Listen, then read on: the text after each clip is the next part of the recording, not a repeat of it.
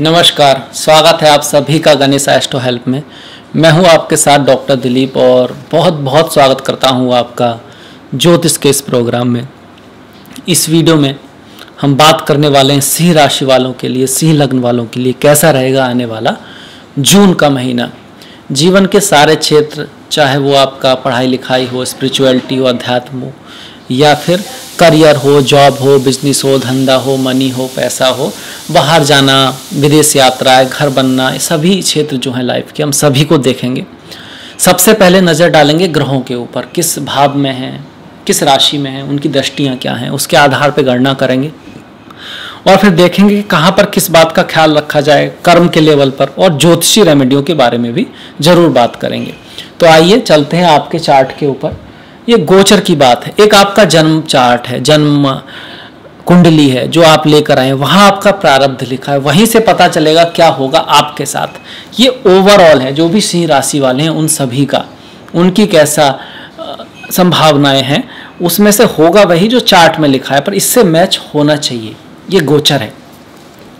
अब देखिए, आपके प्रथम भाव में कोई भी ग्रह गोचर नहीं कर रहा है। ये 5 नंबर इसलिए लिखा है कि भाव तो ये प्रथम ही है, पहला ही भाव है कि आपकी राशि 5वीं है। जो नंबर है राशियों को दिखाते हैं, जैसे पहली मेष है, दूसरी वृषभ है, तीसरी मिथुन है, चौथी कर्क है, 5वीं सिंह है। तो जहां पर भी सिंह होती है उसको 5 से दिखा। आपके पहले ही भाव में सिंह है, दूसरा भाव खाली है, तृतीय भाव में 7वीं राशि में केतु गोचर कर रहे हैं, चौथा खाली, 5वां खाली, छठा खाली, सप्तम भाव में कुंभ राशि में अपनी ही राशि के शनि गोचर कर रहे हैं, जो कि करीब 30 साल बाद यहाँ पर आए हैं। बहुत खूबसूरत योग है ये। कोई भी ग्रह अपनी ही राशि में आता है, अपनी मूल त्रिकोण राशि में आता है, भले ही वो किसी भी भाव में हो, कुछ ना कुछ अच्छे फल देता ही देता है। और यहाँ पर तो ये काम नाम का योग बना रहे हैं, साथ में शश नाम का महापुरुष योग बनाकर बैठे हैं।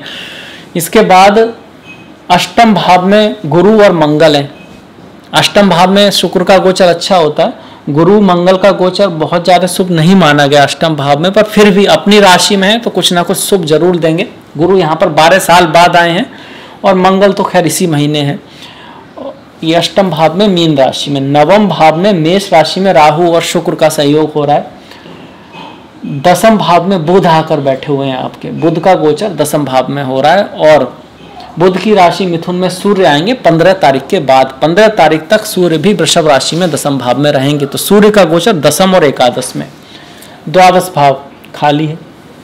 अब आ जाते हैं गणना के ऊपर। देखिए, वैसे तो सूर्य का गोचर जो मैंने अभी अंत में बोला दसम और एकादश में, ये कहीं ना कहीं अगर दशा महादशा अच्छी हुई तो गवर्नमेंट जॉब मिलने को दिखाता है, सरकार की नौकरी मिलने को दिखाता है। अब बड़ी नौकरी भी हो सकती है, छोटी भी हो सकती है, डिपेंडिंग अपॉन आपका चार्ट है। कई बार योग होने के बाद भी नहीं बन पाता, वो किस लिए? क्योंकि आपके कुंडली में योग बन रहा है, गोचर में भी बन रहा है, पर वैकेंसी तो 100 ही निकली है और जिन्होंने आवेदन है 1000 लोगों ने दिया, लाखों में दिया, और उनमें से बहुत सारे लोगों का योग बन रहा है, तो उनमें से सबसे जो स्ट्रांग होगा उनका बन पाएगा। खैर फिलहाल बात यह है कि हाँ, गवर्नमेंट जॉब का, गवर्नमेंट से फेवर का आपका योग बन रहा है, बड़ों से फेवर का योग बन रहा है। आपके पिता की लाइफ में भी कुछ अच्छा हो सकता है, उनकी लाइफ में भी कुछ नाम वगैरह आ सकता है, और आपके लिए तो ये बहुत बढ़िया है ही। सूर्य का दसम में और एकादश में गोचर। इसके साथ साथ चूक सूर्य का गोचर हमने पहले क्यों लिया? क्योंकि आपके लग्न के स्वामी भी सूर्य हैं, और लग्न और लग्नेश ये सबसे इंपॉर्टेंट होता है चार्ट में। कहीं देख रहे हो आप लग्न और लग्नेश खराब है, बाकी राजयोग बने पड़े हैं, कोई फायदा नहीं, उनका कोई खास रिजल्ट नहीं आएगा। हम अपेक्षा करेंगे, थोड़ा बहुत करना भी चाहिए, पॉजिटिव रहना चाहिए, पर ज्यादा रिजल्ट तब तक ही आता है जब आपका लग्न और लग्नेश भी शुभ हो। क्योंकि लग्न आपकी बुद्धि है, आप खुद हो, आपका अपना व्यक्तित्व है, तो कैसी भी चीजें हों आपको हैंडल तो उनको अपने व्यक्तित्व से ही करना है। तो लग्न लग्नेश का मजबूत होना बहुत जरूरी है, इसीलिए इसकी रेमेडी भी आपके लिए बहुत जरूरी है। अगर आपका सूर्य अच्छा है तब तो बहुत अच्छा है, तब भी अच्छा ही है आपके लिए। अगर नहीं भी है तब भी आपके लिए जरूरी है क्या? सूर्य नमस्कार करें, सूर्य को जल दें। सूर्य नमस्कार एक यौगिक क्रिया है, और सूर्य को जल देना, आदित्य हृदय स्तोत्र पढ़ना, ये थोड़ा सा अलग है। तो सूर्य नमस्कार से भी आपके अंदर के सूर्य मजबूत होते हैं। सूर्य नमस्कार करें, सूर्य को जल दें, आदित्य हृदय स्तोत्र का पाठ करें, राम रक्षा स्तोत्र का पाठ करें, आपके लिए बहुत बढ़िया रहेगा। इसके बाद देखिए, सूर्य को हमने देखा सबसे पहले। इसके बाद देखते हैं शनि महाराज को। शनि महाराज सप्तम भाव में सही फल देते हैं। सबसे अच्छा तो तीसरा, छठा, 11वां है, उसके बाद थोड़ा 10वां है। सप्तम भी ठीक है, नॉट बैड, क्योंकि काल पुरुष की कुंडली में सप्तम भाव में जाकर, तुला राशि में जाकर ये उच्च के होते हैं, तो सप्तम में ठीक फल देते हैं। व्यापार बिजनेस को बढ़ाएंगे, वो भी अपनी राशि में आ रहे हैं 30 साल बाद। व्यापार बिजनेस को बढ़ाएंगे। पार्टनरशिप में भी आप रेस्पॉन्सिबल रहोगे अपने पार्टनर के लिए, आप उसकी जिम्मेदारियों को उठाना चाहोगे, अपने कार्य को ढंग से करना चाहोगे। हाँ, थोड़ा सा ये आपको एहसास हो सकता है कि इमोशन थोड़ा सा कमी है और रेस्पॉन्सिबिलिटी, काम थोड़ा सा ज़्यादा बढ़ रहा है, लाइफ में एफर्ट ज़्यादा करना पड़ रहा है, पर अल्टीमेटली आपके लिए बहुत बढ़िया संयोग यहाँ पर बनेगा शनि की वजह से। शनि यहाँ पर काम नाम का योग बना रहे, काम नाम का सप्तम में हो और उस पर किसी शुभ ग्रह की दृष्टि भी आ जाए तो फिर काम नाम का योग बनता है यहाँ पर। तो शुभ ग्रह की दृष्टि तो यहाँ पर कुछ खास नहीं आ पा रही है, पर हाँ जरूर है कि सप्तम का स्वामी सप्तम में है, तो काम नाम का योग क्या होता है, इच्छा पूर्ति होती है। ऐसा व्यक्ति चरित्र का भी बहुत अच्छा होता है, उसको अच्छे पार्टनरशिप मिलती है, शादी विवाह के लिए शुभ है। ऐसे समय में मिलने वाला पार्टनर आपकी पति पत्नी प्रेमी प्रेमिका काफी उच्च क्वालिटी के हो सकते हैं, उच्च कोटि के व्यक्ति हो सकते हैं, ये इसको दिखा रहा है। शश नाम का महापुरुष योग भी व्यक्ति को नेता बनाता है, गवर्नमेंट ऑफिसर बनाता है, उसके नीचे कई सारे लोग काम करते हैं, जन्म पत्री में है तो। हालांकि 36 साल के बाद थोड़ा सा डिले चीजें जरूर होती हैं, पर हाँ होती अच्छे के लिए। ठीक गोचर में भी होगा, चीजें थोड़ा देरी से हो सकती हैं इस समय में, पर हो जाएंगी और बहुत सारे अचीवमेंट भी धीरे धीरे शनि आपको करा के जाएंगे। यहाँ से शनि की जो दृष्टियां हैं भाग्य के भाव पर, लग्न पर और चतुर्थ भाव पर है। भाग्य के भाव पर जो दृष्टि है तो पिता के साथ संबंधों में थोड़ी खटास रह सकती है। भाग्य भी बहुत तेजी से साथ नहीं देगा, कारण शनि की दृष्टि ही नहीं, वहां पर बैठे राहु भी हैं, राहु वहां पर बैठ गए हैं, तो कहीं ना कहीं ये भी है। फॉरेन लैंड, विदेश आदि से आपको थोड़ा सा जोड़ने की कोशिश रहेगी। पिता के स्वास्थ्य में थोड़ा ख्याल रखना है। लग्न पर शनि की दृष्टि जो है वो भी शत्रु के राशि पर है। सूर्य की राशि है तुला, सूर्य की राशि है आपका सिंह राशि, और सिंह राशि के स्वामी कौन है, सूर्य है। सूर्य से शनि की बनती नहीं ज्यादा है, तो आप जो शनि देख रहे हैं वो सूर्य की राशि को देख रहे हैं, शत्रु की राशि को देख रहे हैं, तो आपके स्वभाव में थोड़ा आलस्य आ सकता है। आलस्य नहीं करना है, एडिक्शन की तरफ नहीं जाना है, साफ सफाई का विशेष ध्यान रखना है, जो शनि ला सकते हैं। इन सब चीजों का अगर आप ख्याल रखोगे और उल्टा करोगे, मतलब आपको पता है कल क्या करोगे, परसों क्या करोगे, पूरे हफ्ते की आपके पास प्लानिंग है, आप एफर्ट करोगे, हार्डवर्क करोगे, मेहनत करोगे, आप चीज़ों को सॉल्व करने की कोशिश करोगे, उनसे भागने की नहीं। आप ये नहीं कहोगे मैं ये नहीं कर सकता, आप ये कहोगे मुझको कैसे करना है, तो फिर दिमाग रास्ता निकालेगा। आप रास्ता निकालोगे, कोई और रास्ता निकालोगे, तो आप उसके पास जाओगे, मिलोगे, उस चीज़ को अपने अंदर लाओगे। जैसे कहीं इंटरव्यू के लिए आपको लगता है कि इंग्लिश सीखना जरूरी है, मेरे को नहीं आती है, तो आप ये नहीं कहोगे मेरे को नहीं कर सकता, मैं नहीं कर पाऊंगा, आप सीखोगे, आप ऑनलाइन कोर्स ज्वाइन करोगे, तो आपको मेहनत तो करते रहना है, तब ये शनि आपका रिजल्ट अच्छा जरूर देंगे।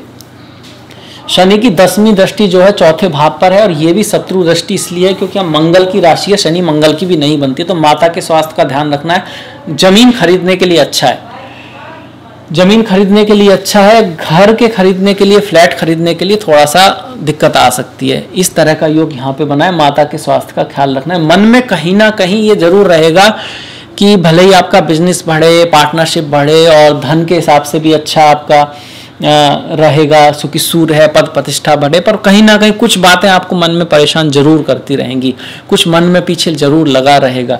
खैर, ऐसे रेमेडी जो शनि की है वो माँ काली की पूजा शनिवार की शाम को ओम कीम कालकाय नमः, इससे आप यज्ञ आदि भी कर सकते हैं। इसके साथ साथ वृद्ध जो लोग होते हैं उनका थोड़ा सा ख्याल रखना। शनि की जो बातें बताई वो तो हैं, इसके साथ साथ ये भी करना है। कुत्ता है, कौवा है, गाय है, इसके लिए उनके लिए रोटी खाना निकालना हर दिन निकालें तो बहुत अच्छा है, शनिवार को निकाल लें कम से कम। इसके बाद देखिए, गुरु सूर्य हो गए आपके, शनि हो गए, अब गुरु पे आ जाते हैं। 12 साल बाद अष्टम का स्वामी अष्टम है। स्पिरिचुअलिटी, अध्यात्म में विशेष रुचि अगर आपकी है तो बहुत बढ़िया है। मेडिटेशन, कुंडली जागरण में आपकी रुचि है तो बहुत बढ़िया है। योगा सीखना चाहते हैं, ज्योतिष सीखना चाहते हैं, इस तरह के विषयों में आपकी अकल्ट में रुचि है तो भी बहुत बढ़िया। रिसर्च में है आप, कहीं आप PhD कर रहे हैं, आपको कुछ नया निकाल के लाना है तो उसके लिए भी बहुत अच्छा है।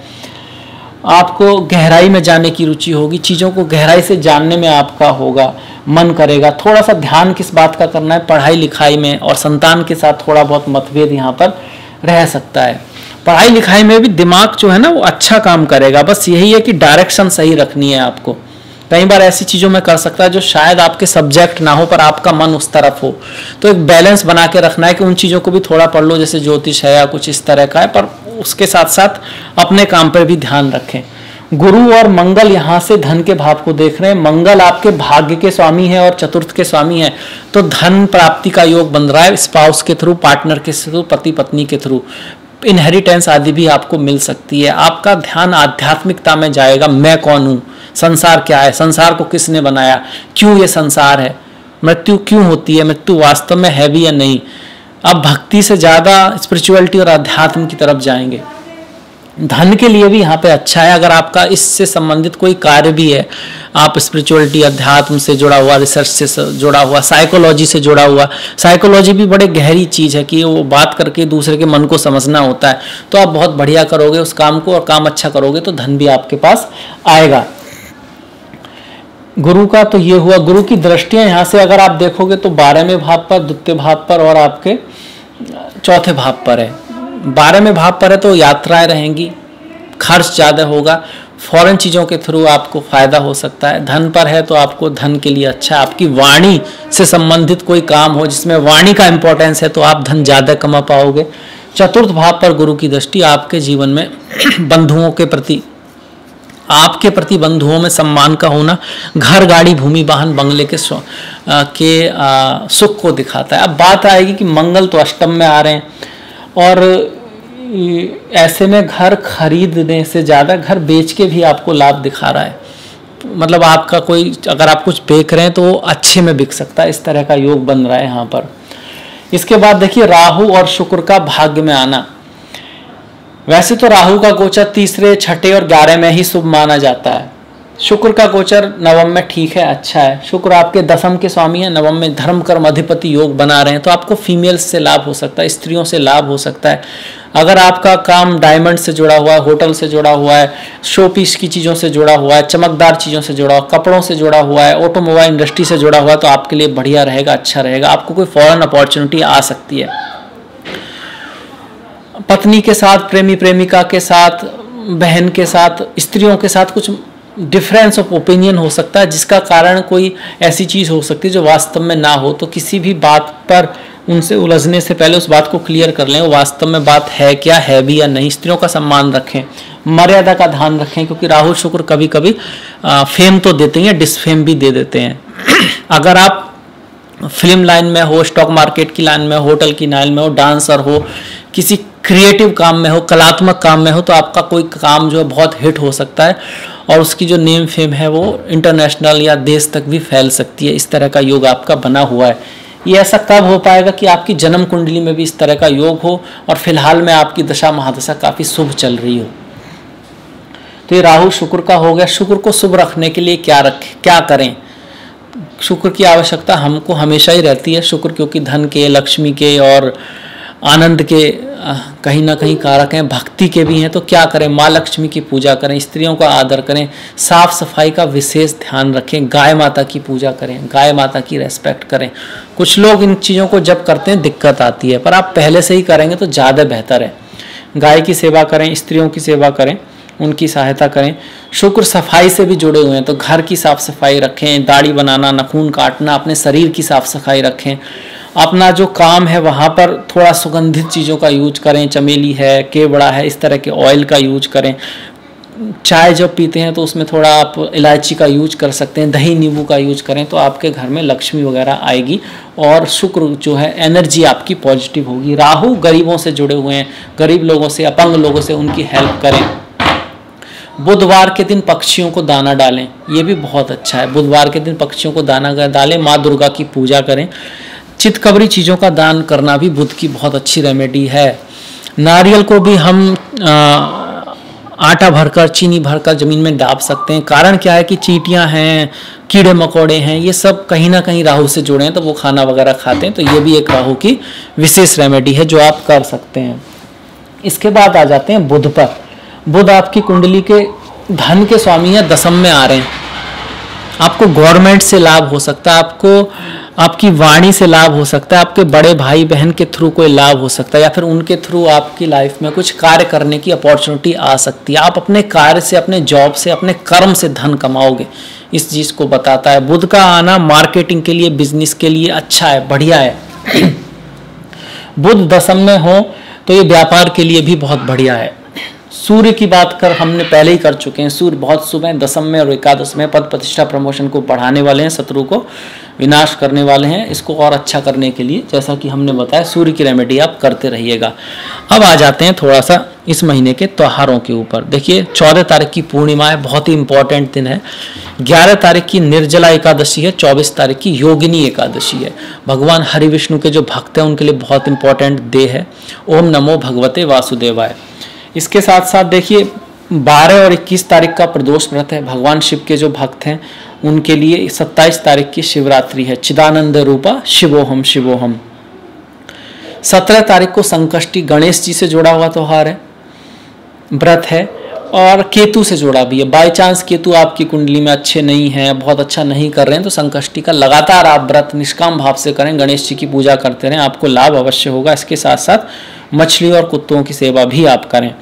29 तारीख को अमावस्या है। अमावस्या पितरों से जुड़ी हुई है, पूर्वजों से जुड़ी हुई है। इस दिन घर की साफ सफाई करना, दान देना, ध्यान करना और किसी जप की शुरुआत करना भी बहुत अच्छा रहता है। सेम बिल्कुल ठीक यही बात है संक्रांति के लिए भी लागू है, जिस दिन सूर्य बदलता है 15 तारीख को। तो ये भी बहुत इंपॉर्टेंट दिन होता है, क्योंकि सूर्य आत्मा है, आत्मा सो परमात्मा, और इस बहाने हम कुछ अच्छा कर्म कर भी लेते हैं और संसार कर्म प्रधान है। इसी वजह से त्योहारों का एक विशेष महत्व है हमारे जीवन में। तो ये मेरी तरफ से सिंह राशि के लिए जून का राशिफल हुआ। आपको कैसा लगा, और आपको अच्छा लगा तो प्लीज लाइक कीजिएगा, शेयर कीजिएगा जितना आप कर सकते हैं। घंटी वाला जो बटन है वो दबाना मत भूलिएगा।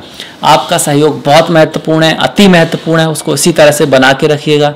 आपसे मुलाकात होगी नेक्स्ट वीडियो में। तब तक के लिए अपना ख्याल रखें, अपनों का ख्याल रखें, सभी का ख्याल रखें। नमस्कार।